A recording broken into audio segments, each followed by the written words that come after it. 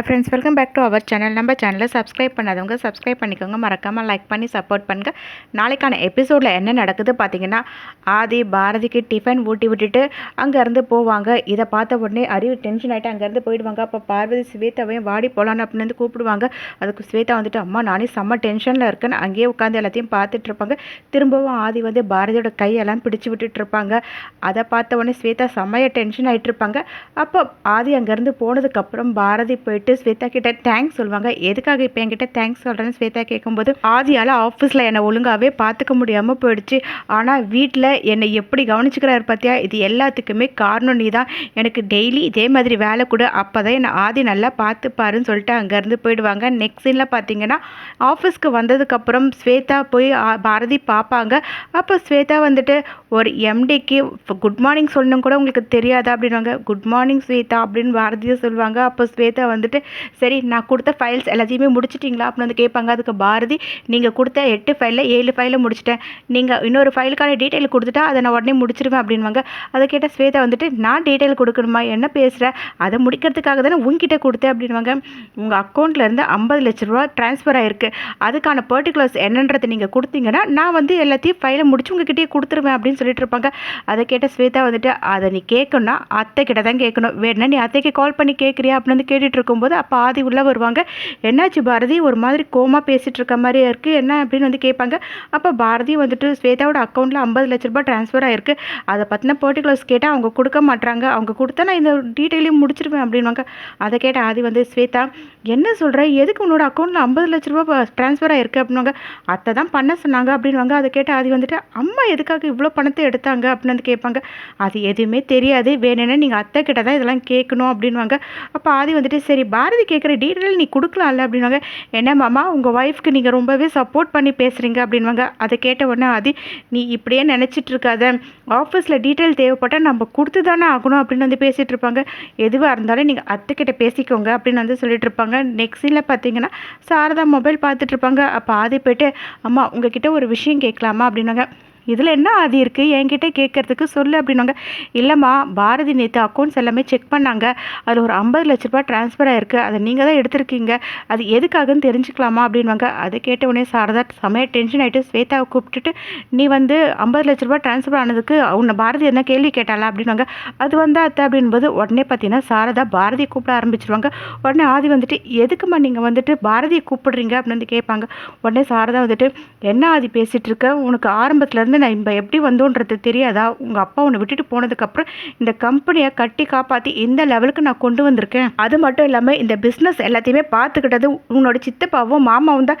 இவன் யார் ஆதி, யாரோ ஒருத்தி இன்னைக்கு வந்து வாதி, இவளுக்கும் நம்மளோட கம்பெனிக்கு என்ன சம்மந்தம் இருக்கும் சொல்லு, வேலைக்கு போனால் அதை மட்டும்தான் பார்க்கணும், நான் கட்டி காப்பாற்றின பிஸ்னஸ் பற்றி இவ என்னமோ கேள்வி கேட்டுட்டு இருக்கா, அவளுக்கு என்ன உரிமை இருக்குது சொல்லு அப்படின்வாங்க. ஆதி எதுவுமே பேசாமல் அமைதியாக இருப்பாங்க. அப்போ சாரதா வந்துட்டு, இங்கே பார் ஆதி, நீ ஆசைப்பட்ட பொண்ணு ஒரு சாதாரண குடும்பத்தை சேர்ந்த பொண்ணு, அவளுக்கும் ஒரு குழந்தை இருக்குது, புருஷனை இழந்தவள், என்னைக்காச்சும் ஒரு வார்த்தை உங்ககிட்ட நான் சொல்லி காட்டியிருப்பேன்னா அப்படின்னாங்க.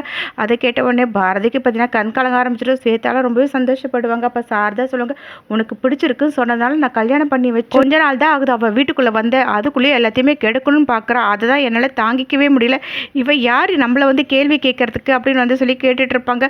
அதை கேட்ட ஆதி வந்து சாரதா பார்த்துட்டு, அம்மா ஏம்மா இப்போ நீங்கள் இவ்வளோ டென்ஷனாகி பேசிகிட்டு இருக்கீங்க, தயவு செஞ்சு நான் என்ன கேட்க வரேன்றதை புரிஞ்சுக்கோங்கம்மா, அவங்க நம்ம ஆஃபீஸில் வேலைக்கு சேர்ந்துருக்காங்க, அக்கௌண்ட் சரியாக இல்லைந்தாம்மா அவங்க என்கிட்ட சொன்னாங்களே, மற்றபடி எந்த ஒரு அர்த்தத்துலேயும் நான் உங்ககிட்ட வந்து கேட்கவே இல்லைம்மா அப்படின்னு சொல்லுவாங்க. அதை கேட்ட சாரதா அதையே பார்த்துட்டு, நீ என்ன வேணாலும் நினச்சி என்கிட்ட கேட்டிருக்கலாம், ஆனால் கம்பெனியில் நடக்கிற கணக்கு வழக்கு எல்லாத்துக்குமே என்ன ஆச்சு ஏதாச்சுன்னு வந்து இவ கேட்குற கேள்வி எல்லாத்துக்குமே என்னால் பதில் சொல்ல வேண்டிய அவசியம் எனக்கு கிடையாது, நான் மட்டும் இல்லை இங்கே இருக்கிற யாரையுமே கேள்வி கேட்குற தகுதி உன் பொண்டாட்டிக்கு கிடையாது அப்படின்வாங்க. அதை கேட்டவுடனே பாரதி கண் கலங்கிட்டு அங்கேருந்து போயிடுவாங்க.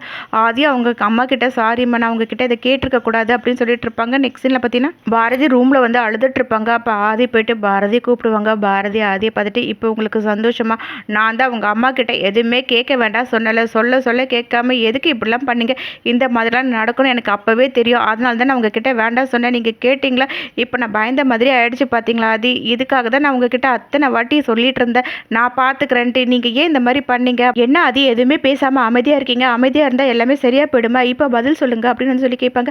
அது கேட்ட உடனே ஆதி வந்துட்டு எனக்கு ஒன்றுமே புரியவே இல்லை அம்மா, நான் எப்போ கணக்கு கேட்டாலும் அதுக்கான பதில் அவங்க சொல்லியிருக்காங்க. ஆனால் இந்த 50 லட்ச ரூபாய்க்கான கணக்கு வந்து அவங்க ஏன் சொல்லலை, அதை மட்டும் தான் அம்மா கிட்ட கேட்டேன். அதை தவிர நான் ஏன் எடுத்தீங்க, எதுக்காக எடுத்தீங்க, அதை என்ன பண்ணீங்க, ஏதாவது ஒரு வார்த்தை நான் அம்மா கிட்ட கேட்டேனா, எதுவுமே கேட்கவே இல்லையா, எனக்கு ஒன்றுமே புரியவே இல்லை. அம்மா ஏன் இதுக்காக இவ்வளோ பெரிய பிரச்சனை பண்ணாங்கன்றது தான் அதுதான் நான் யோசிச்சுட்டு இருக்கேன் அப்படின்னாங்க. நீங்கள் என்ன சொல்கிறீங்க, எனக்கு ஒன்றும் புரியவே இல்லை அப்படின்னு வந்து பாரதியும் கேட்பாங்க. அப்போ அது வந்துட்டு எனக்கு இத்தனை வருஷத்தில் அம்மாக்கும் எனக்குமான ஒளிவு மறைவு இது வரைக்கும் எதுவுமே இருந்ததே இல்லை. நான் என்ன கேட்டாலும் அம்மா என்கிட்ட தெளிவாக பதில் சொல்லி தான் பார்த்துருக்கேன். ஆனால் முதல் தடவை இந்த மாதிரி ஏன் அவங்க நடந்தாங்கன்றது எனக்கு புரியவே இல்லை. திடீர்னு ஸ்வேதாவை கூப்பிடுறாங்க, உங்களை கூப்பிடுறாங்க, அந்த 50 லட்ச ரூபாவை ஸ்வேதா தான் எடுத்திருக்காங்க. ஆனால் அதை பற்றி எதுவுமே அவங்க பேச மாட்டேன்னு சொல்கிறாங்க. என்ன காரணம்னு வேற அவங்க சொல்ல மாட்டாங்க. அதை பற்றி தான் நான் யோசிச்சுட்டே இருக்கேன். அதனால தான் நான் எதுவுமே பேசாமல் அமைதியாக இருக்கேன். அது மட்டும் இல்லாமல் அம்மா என்கிட்ட எதையும் மறைக்கிற மாதிரி இருக்குது பாரதி அப்படின்னு வந்து சொல்லிட்டு இருப்பாங்க. அதை கேட்ட உடனே பாரதியும் ஆதிக்கிட்டே நீங்கள் என்ன சொல்கிறீங்க, எனக்கு ஒன்றும் புரியவே இல்லை அப்படின்னு கேட்பாங்க.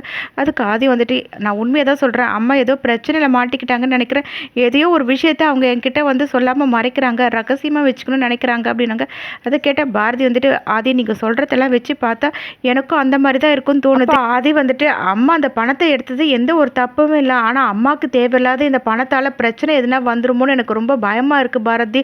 யோசிக்க எனக்கு என்ன பண்ணுறதுன்னு எனக்கு புரியவே இல்லை. என்னோட தலையை விடிச்சிடும் போல இருக்கு. எனக்கு அம்மாவுக்கு எதுவுமே தப்பாக நடந்துடக்கூடாது அப்படின்னு சொல்லிட்டு இருப்பாங்க. அதை கேட்ட பாரதி வந்து அதான் நம்ம இருக்கோம்ல, இனிமேல் அந்த மாதிரி எதுவுமே நடக்காமல் பார்த்துக்கலாம், நீங்கள் இதெல்லாம் நினச்சி கவலைப்படாதீங்க அப்படின்னுங்க. அதை கேட்ட ஆதி வந்துட்டு ரொம்ப தேங்க்ஸ் பாரதி, வீட்டில் நாளுக்கு நாள் புதுசாக எதனா பிரச்சனை வந்துக்கிட்டே இருக்குது, ஏதோ தப்பாக இருக்குது, இது எல்லாமே எனக்கு ஒன்றுமே புரியவே இல்லை பாரதி, எல்லாத்தையுமே நம்ம சரி பண்ணணும் அப்படின்னுவாங்க. அதை கேட்ட பாரதியும் ஆதிக்கிட்ட எல்லாத்தையுமே நம்ம சரி பண்ணலாம், உங்கள் கூட நான் இருக்கிறேன், எதை நினச்சி நீங்கள் கவலைப்படாதீங்க, சரி இப்போ இதை பற்றி நம்ம எதுவுமே பேச வேண்டாம், நீங்கள் படுத்து தூங்குங்க, மற்றதெல்லாம் நம்ம அப்புறமா யோசிக்கலாம்னு சொல்லுவாங்க. நெக்ஸ்ட் சீனில் பார்த்தீங்கன்னா நெக்ஸ்ட் சீனில் ஸ்வேதா வந்து அவங்க அப்பா கிட்ட சொல்லிட்டு இருப்பாங்க, அத்தை நேற்று போட்ட போடுக்கு கண்டிப்பாக இன்னைக்கு பாரதி ஆஃபீஸ்க்கு வரமாட்டான்னு தோணுது அப்படின்வாங்க.